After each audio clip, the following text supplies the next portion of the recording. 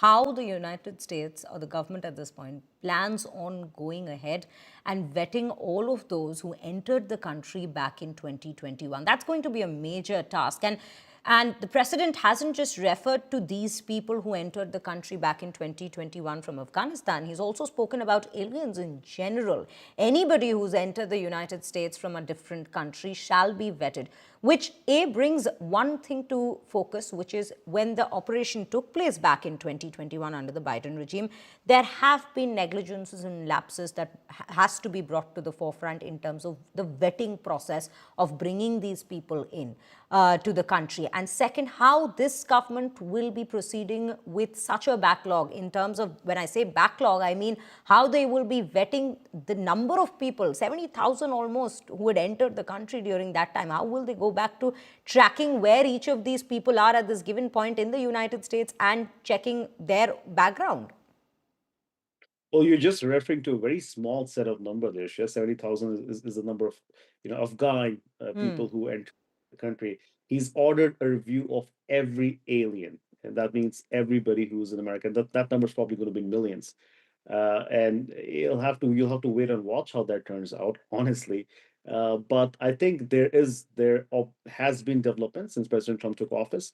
They have developed systems. The agencies are able to share databases, and they're able to pull up information from each other. So, for example, DHS can get information from IRS, and IRS can get information from CBP. So, yes, they have been building those systems. So, I'm pretty sure if President Trump has issued an order, there will be a plan in place to pull out information, and they would be looking for anybody who has a criminal record or anybody who has any association, even remotely, with somebody that could be, on the periphery, look like could commit such a crime. So I think they will have to do this. It's going to be a rigorous process, and it's also possible that they do not have all the resources right now, and then president might have to come back and issue an executive order. So we'll have to wait and watch on that. But I think it's a huge undertaking to vet every single alien in this country, and that is exactly what happened after 9/11, when the United States established new protocols for people coming to the United States. I think this is a different approach. This is, where he's saying, all right, we already have all these people, we vetted them, but not enough. So let's go back and review those files again and see which ones we think could be potentially be a problem for us in the future, and let's get them deported. Absolutely. And Rohit, just to take the focus back to the two National Guards who've been attacked at, who've been shot at in Washington, D.C., what exactly is their condition? Because, yes, when they were taken to the hospital itself, they were quite critically injured, is what we had learned. How are they doing? How is the treatment going? Any details on that front? Well, we do know one of them is a female, and she was shot in the chest and also in the head, very critical, and so is the other one. Both of them are at the MedStar Hospital in Washington, D.C., and we've seen the images now and videos come out how other National Guard members are praying for their speedy recovery. So both remain very critical, and we do not have any update on that, but that's the last we heard, is that they are under its severe care, and we would not know until they provide us with an update. But yes, one was definitely shot in the chest and also in the head. Point blank is what we were told. Rohit, another thing that comes to the focus and which probably also, makes one think that this was not just a planned attack, but yes, definitely a conspiracy that needs to be looked into is the timing of this attack. It's Thanksgiving in the United States.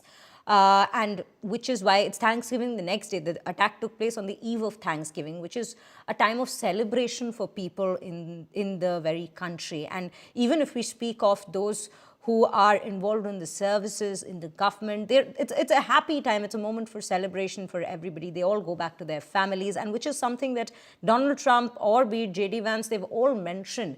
The timing of this attack also definitely raises questions with regards to this very man, Rahmanullah, given that he's carried out the attack at a time when people would be more in that celebratory mood in the United States.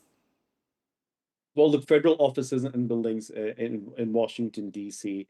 today, because it was, as you said, the day before Thanksgiving, a lot of people leave early. A lot of people, plan vacation. So we did not see a lot of people in Washington D.C. today because of Thanksgiving. So maybe this guy, thought that this could be a day where he would get undetected, and he could, would not be as visible, maybe, or maybe he could just hide in plain sight. So we'll have to see, what was his plan. But yeah, very surprising and shocking. And as you said, it's a time of Very, celebration. very surprising attack for sure, Rohit. And at this given point, it brings a lot of questions to the forefront that the FBI will have to look into and probe into. Thank you for bringing us all those details and context into it.